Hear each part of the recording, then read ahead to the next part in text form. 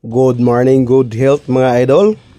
Makaon na siya dol. Kanidol kung nakaila mo anidol, pakpaklawin ang Tagalog anidol, sa Bisaya manaw or manao. Sa English anidol, gitawag ni siya dol og bird's nest fern. Pamilya siya na sa pako dol. Tapos ang iyahang scientific name anidol Asplenium nidus. Kung pa mo kaila ni dol, kanay siya dol, makaon na siya dol. Pwede kaunong hilaw, pwede kaunong luto. Magkuha ko dol, kaya ako ipakita siya dol, kanay siya makaon na siya dol. Pwede adobohon na siya, lami kanay siya pagluto dol. Kung adobohon, doon na siya mga health benefits, doon na siya antioxidant, anti-cancer properties. Tambal na siya dol sa kalentura. Tambal po ni siya idol kanang magsakit-sakitan nga din sa mga nakay dol, kanang mga nakay isakit-sakitan, tambal ni siya dol. So ang pinakatambal po ni dol, health benefits ni dol, air purification. Mulimpyo na siya sa atuang carbon dioxide dol. Magpa-reduce na siya sa carbon dioxide levels sa atuang palibot dol. Wala mo kaila ni dol. Ako din nagipaila siya dol, pwede niyo ipakatag, pwede padaghanon, pwede konsumohon idol. Dili lang gud niyo daghanon og luto na idol. Kay kani siya dol makakuha kag pulo kadahon idol, pati daghanan na siya dol. Daghan na kayo mahimo ani pagluto dol.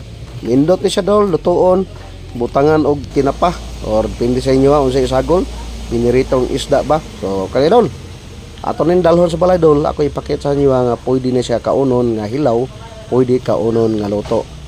Mao na siya dol. Salamat sa pagtanaw sa akong video. God bless us all mga idol. May hapon mga idol. Kaya ako nakuha dol nga bird's nest fern. Ako na yung lutoon dol. Dol. Muna kung kinuha nga bird's nest fern or Asplenium nidus. Muna siya dol. Atong kutloon dol, okay, pakita sa inyo unsa ang pagtirada. Lutoon ako ni Randol. Dol. Pangharga po ni pako dol. Nya kay dugay man ako naluto dol, may daot, labay tanang daot.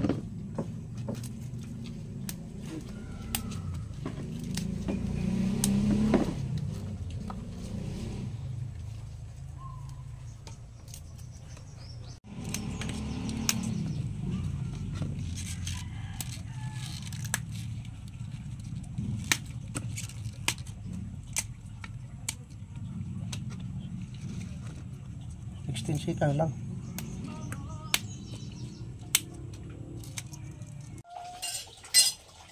Turmeric, siling atsal, ahos, luya, kamatis. Ang kamatis dol, wala na to kuha og liso. Ngayon sa uban makadaot ng liso. Kami dol wala na mo ginakuha ng liso kay naa diha ang iyang mga vitamin sa katago uban. Og dahon nga subis dahon bombay o matay bombay, okay na ng subis dahon dol.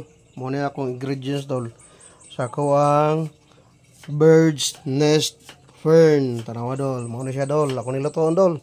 Pakita na ko sa inyo dol nga pwede kaunon ang bird's nest fern, Asplenium nidus, scientific name mga idol.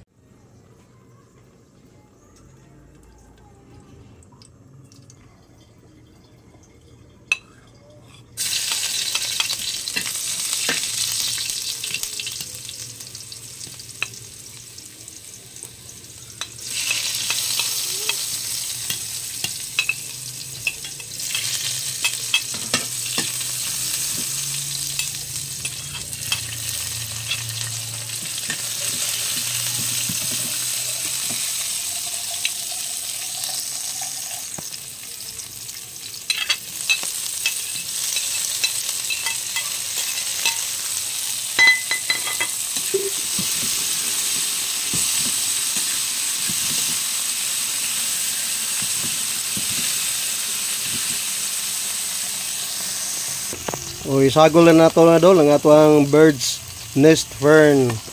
Kaya ko ipakita siya dol nga makaon gani siya dol.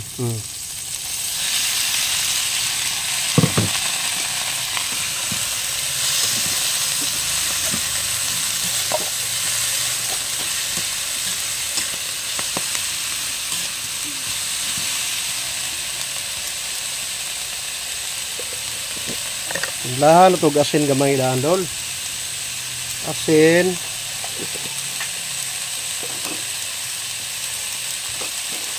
Tapos tuyo. Gamay lang.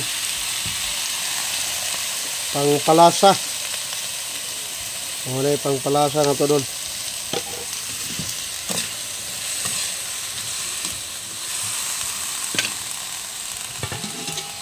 Takluba gamay.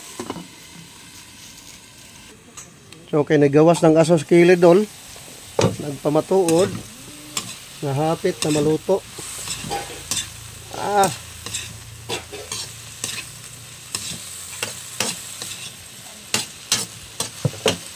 Kulang paggamay dol.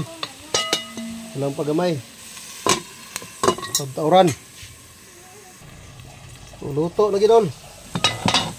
Naluto na ang ato ang putahe. Awa dol.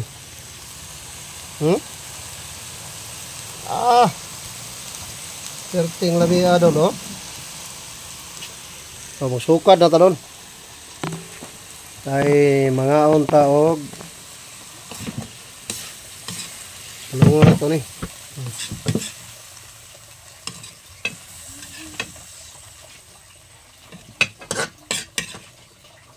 Nagyelo-yelo ang iyahang sabaw tungod sa turmeric dol.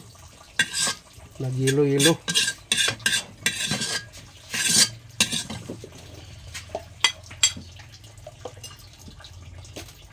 Putahe ni boy dahon. Tanawa dol. Namituon dol.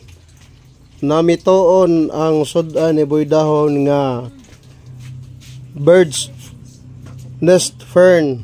Itong kaunon dol, pakita na ko dol, makaon na siya dol. Ngaon na ta dol. Lami na kayo ako ang putahe nga bird's nest fern. Dol. Miya oy. Ngaon na. Ako ipakaunom da akong bata dol kay mukaon mo sila dol. Still lang ginunitan. Yummy. Ayang udlot. Pinakatumoy na dol. Crispy ka dol. Yang duga na dol. Nagyelo-yelo sa turmeric. Inita init yo. Hinay. Dol.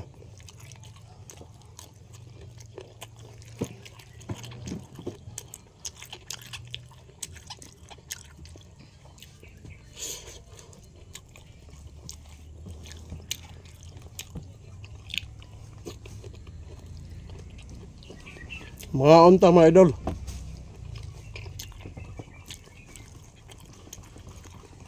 Pagbot nga helado di makahilo. Daghan og benepisyo sa lawas mga tao. Lawas ng tao. Makaon sa dol. Katong mga silingan, mga kailan ako nga pa ka tilaw ani, sulayag tilaw, sulayag luto dol, lami ka dol. Crispy ka dol.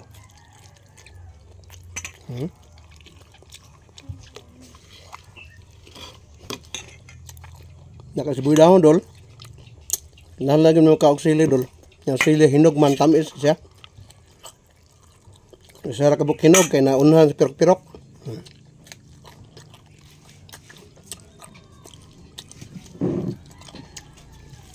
Pwede nga niya.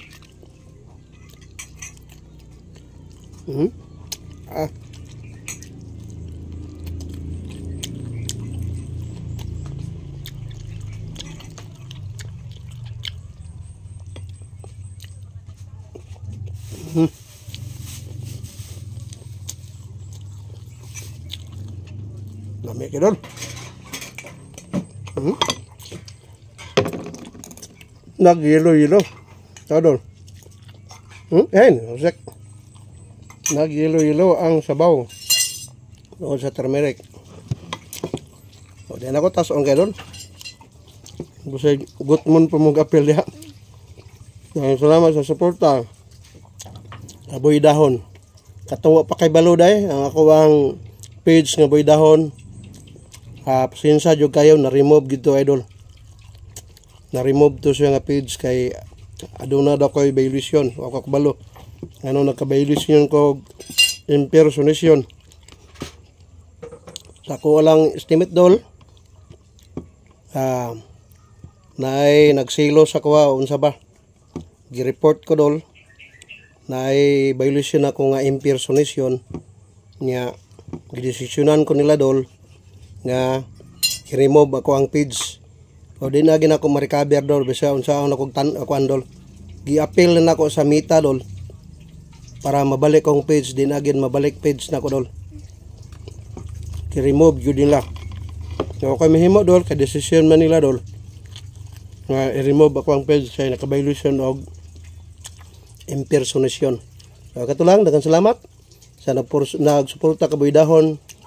Sayang lang unta dol kaya ako ang followers sa page dol naabot na og 14,300 plus ang akong followers. Yan nanay nag-subscribe sa kuha. Ang akong tools ato dol na-open na to tanan. Problema lang kay na-remove. Desisyonan atong May 28 di na siya mabalik. Remove na akong page. So nawala na akong Boy Dahon nga page. So naghimo ko usab nga page Boy Dahoning. Nakayelo og t-shirt sa akong picture. So salamat. God bless us all. Once again, mayong hapon.